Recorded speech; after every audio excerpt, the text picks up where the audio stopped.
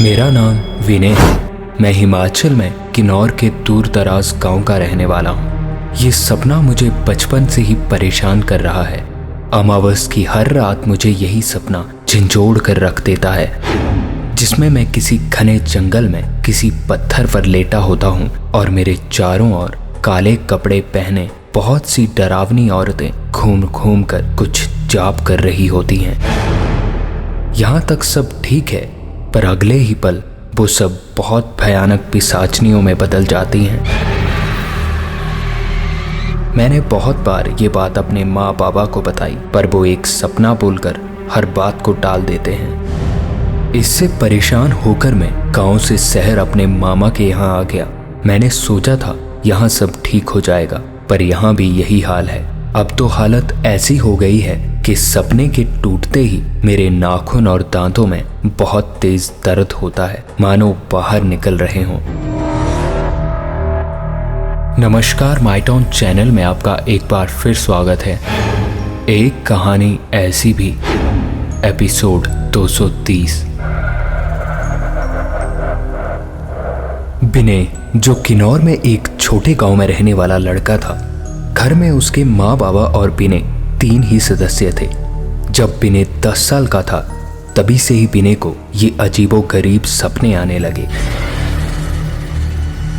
धीरे धीरे उम्र के बढ़ने के साथ साथ विनय के सपने भी भयानक रूप ले रहे थे। पहले तो विनय सिर्फ अपने सपनों से परेशान था, पर जैसे जैसे विनय बड़ा होता गया, उसे नाखून और दांतों में भी काफी तकलीफ होने लगी। बस इन्हीं सब चीजों से परेशान होकर विनय शहर आ गया, जहां वो ये सोचकर चला आया कि शायद सब ठीक हो जाए और शहर में मन भी लगा रहेगा। विनय को यहाँ आए काफी दिन हो चुके थे। यहाँ आने पर हर दिन विनय कॉलेज में दोस्तों के साथ थोड़ा खुश भी था। सारा दिन कॉलेज और शाम को मार्केट घूमने फिरने में निकल जाता। एक दिन विनय और मोहित जो कॉलेज से वापस घर की तरफ आ रहे थे, तो मोहित ने विनय को अपने रूम पर जाने को कहा।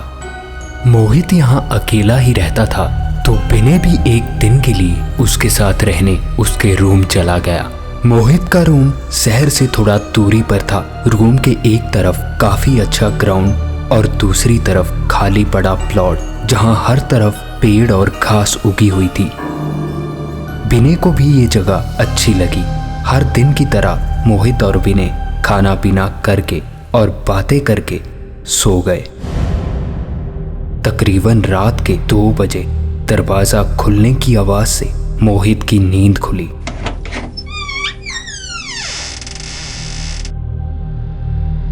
मोहित ने उठकर देखा तो उसके साथ ही सोया विनय अपने बिस्तर पर नहीं था।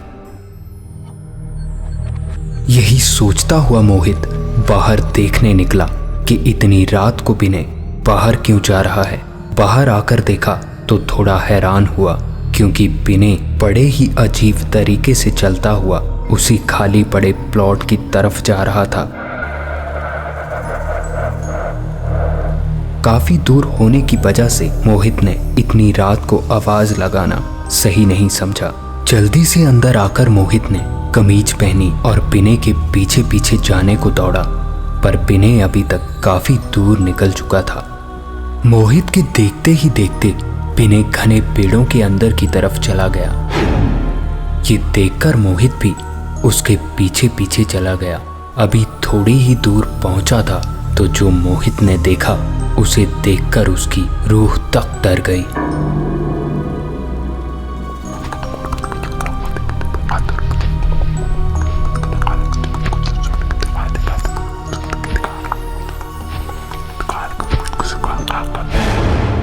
विनय जमीन पर बेहोशी की हालत में लेटा हुआ था और काले कपड़े पहने कई सारी औरतें उसके चारों ओर घूमकर कुछ बड़बड़ा रही थी। ये देखकर मोहित हिम्मत करके जोर से चिल्लाया। मोहित के चिल्लाते ही वो औरतें उसकी आंखों के सामने सामने ही गायब हो गई।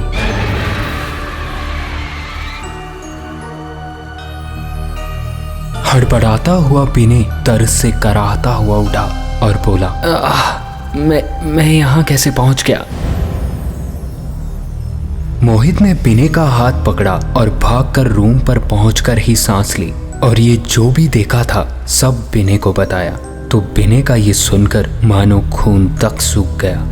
बिने ने अपने सपनों के बारे में मोहित को बताया तो मोहित ने डरते हुए बोला, पर ये सब मैंने अपनी आंखों से देखा है बिने। मैंने तुझे आवाज लगाई तो एक पल में वो औरतें गायब हो गई। ये कुछ बहुत गलत हो रहा है तेरे साथ। तुझे घर जाकर सब बताना चाहिए। उस पूरी रात बिने को नींद नहीं आई। यही सोचता हुआ बिने कि ये सब पहले सपने में होता था और अब सब कुछ हकीकत में हो रहा है। दूसरे ही दिन बिने अपने गांव के लिए निकल गया। गांव जाकर ये सारी बात बिने ने अपने माँ बाबा को बताई। बिने को बड़ा अजीब महसूस हुआ क्योंकि इतना होने के बाद भी उसके माँ बाबा ने बात को वहम और बुरा सपना बोलकर टाल दिया। इससे बिने को बहुत बुरा लगा। उसे ऐसा लग रहा था मानो उसके माँ बाबा को उसकी कोई फिक्र ही नहीं है। रात को खाना खाकर बिने अपने कमरे में बैठा था, तभी उसे किसी के बात करने की आवाज़ें सुनाई देने लगी। बिने ने उठकर खिड़की से बाहर देखा तो घर के नीचे रास्ते पर बिने के बाबा किसी अनजान व्यक्ति से बात कर रहे थे। घर के नीचे होने पर बिने को उनकी बातें साफ साफ सुनाई दे रही थी।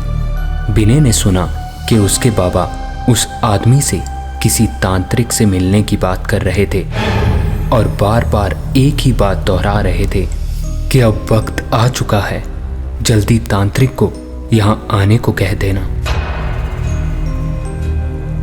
ये सुनकर विनय समझ नहीं पा रहा था कि ये सब क्या हो रहा है।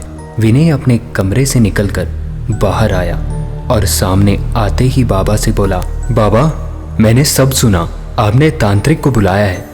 कुछ तो चल रहा है यहाँ, पर आप मुझे बता नहीं रहे। बताओ, मुझे भी जानना है आखिर चल क्या रहा है यहाँ। ये सुनते ही बिने की माँ भी बाहर आ चुकी थी।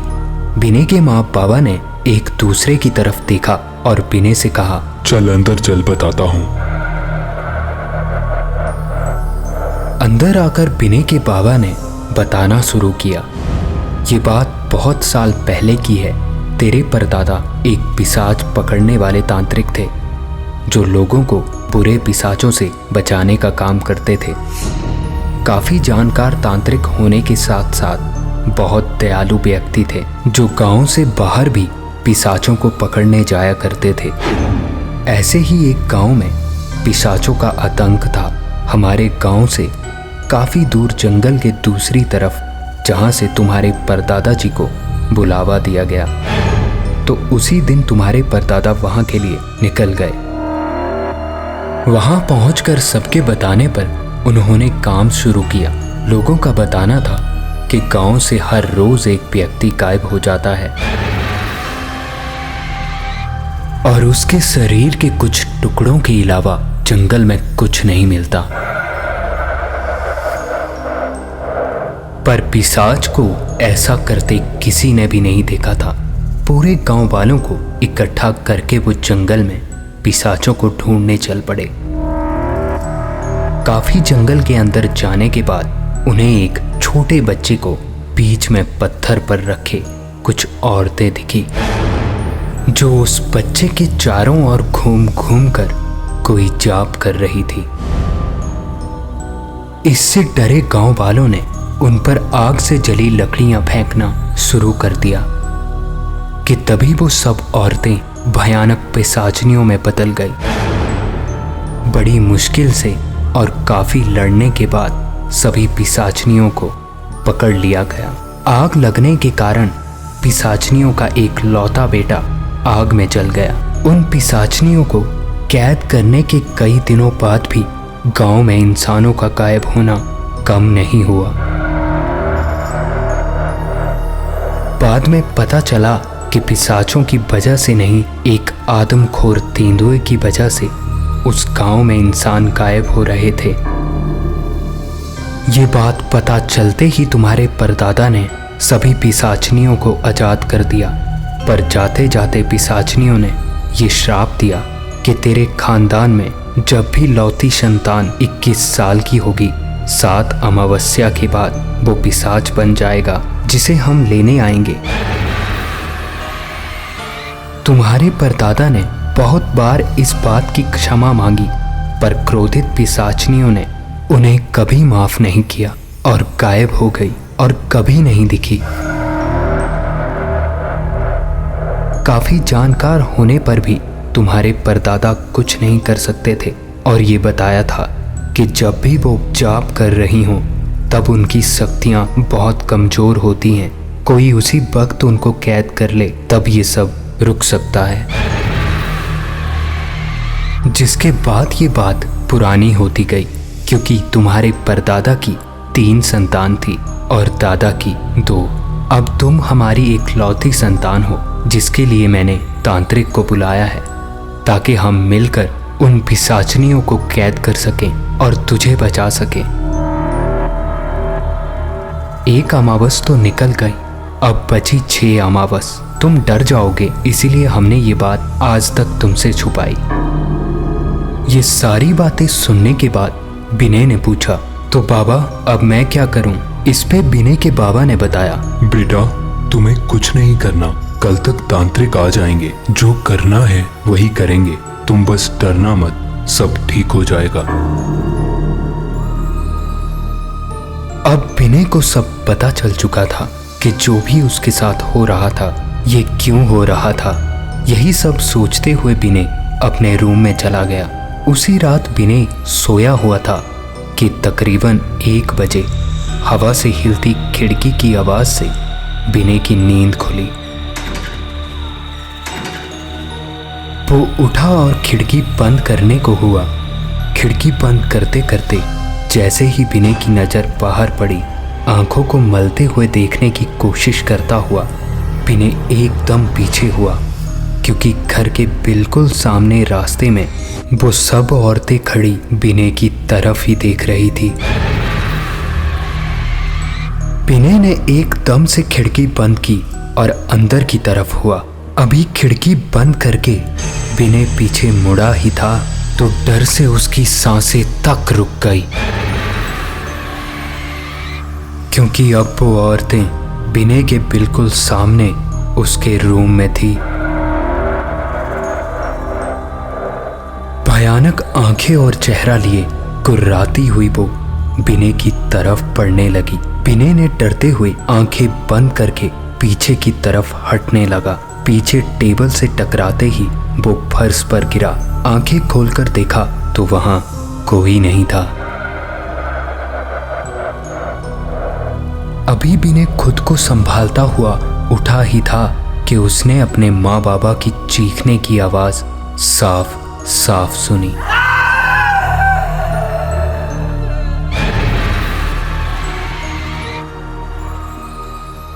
पागलों की तरह वो अपने माँ बाबा के कमरे की तरफ भागा। वहां जाते ही जो उसने देखा वो देखकर उसकी रूह तक कांप गई।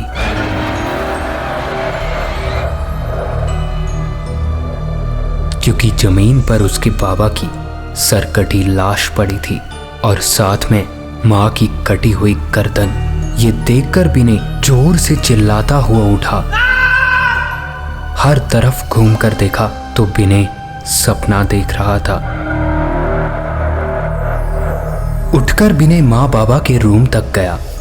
धीरे धीरे से दरवाजा खोलकर देखा तो वो आराम से सोए हुए थे।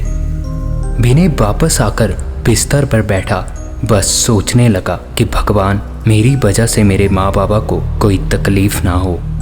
यही सोचते सोचते कब विनय की आंख लगी उसे पता ही नहीं चला। अगले दिन सुबह ही तांत्रिक और उनके साथ और भी कुछ लोग आ चुके थे। तांत्रिक ने बताया कि किसी को भी कोई हरकत नहीं करनी जब तक मैं न कहूँ। सब अपने अपने काम में लग जाओ।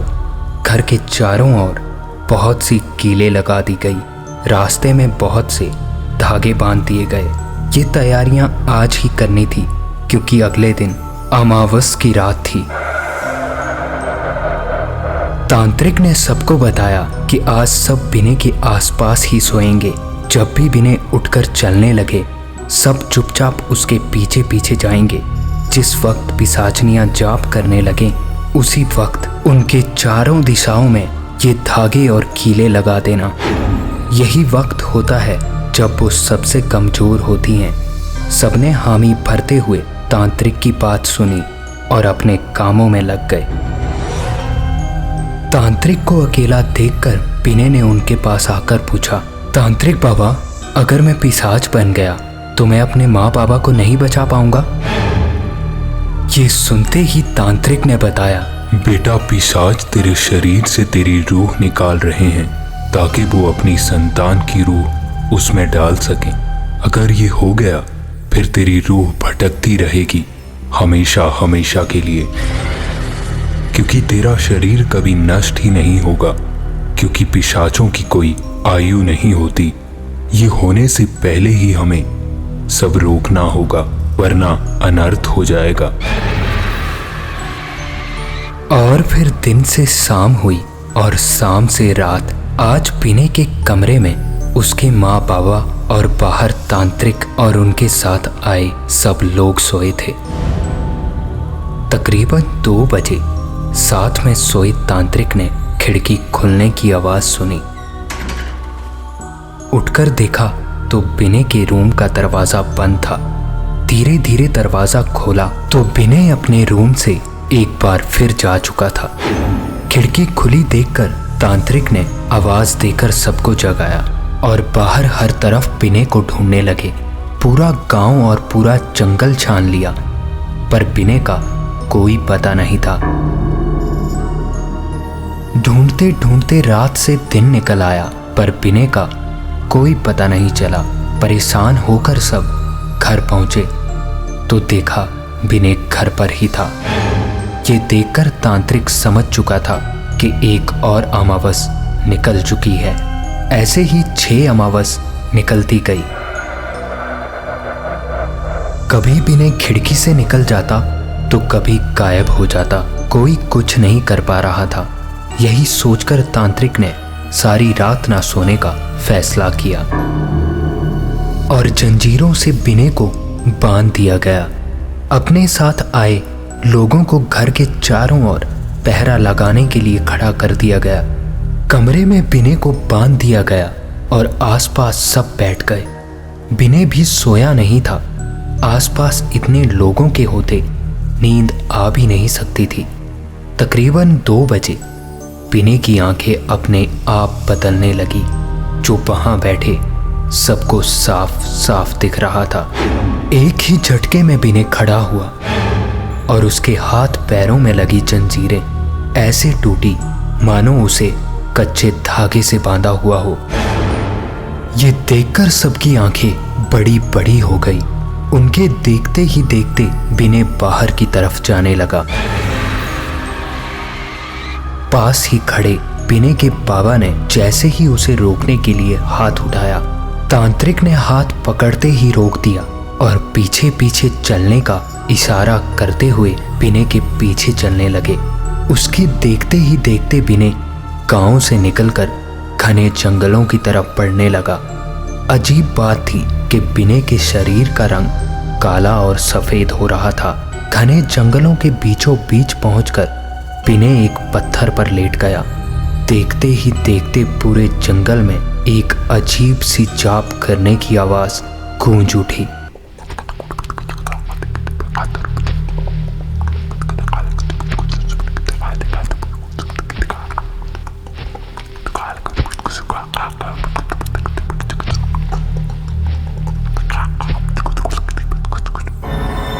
एक एक करके वो भयानक शक्लों वाली औरतें बिने के चारों ओर घूमने लगी। यही एक मौका देखकर तांत्रिक ने चारों ओर कीले और तांत्रिक विद्या से बांधा हुआ धागा लगाने का इशारा किया। ये सारी चीजें होने के बाद तांत्रिक ने जोर जोर से बिने को आवाजें लगाना शुरू किया। दर्द से कराहता हुआ बिने एकदम से उठा और तांत्रिक की तरफ भागा। अब वो पिशाचनियां तांत्रिक के बनाए घेरे में फंस चुकी थी और बड़ी भयानक आवाज में बोली, हम फिर आएंगे। इसके बाद से बिने के माँ बाबा ने वो गांव छोड़ दिया। कोई नहीं जानता कि वो कहाँ चले गए। ये गांव छोड़कर वो दुनिया के किसी भी कोने में चले जाएं, पर ये श्राप उनके साथ ही रहेगा। कहीं आपको भी ऐसे सपने परेशान तो नहीं कर रहे, क्योंकि उन्होंने कहा था हम फिर आएंगे।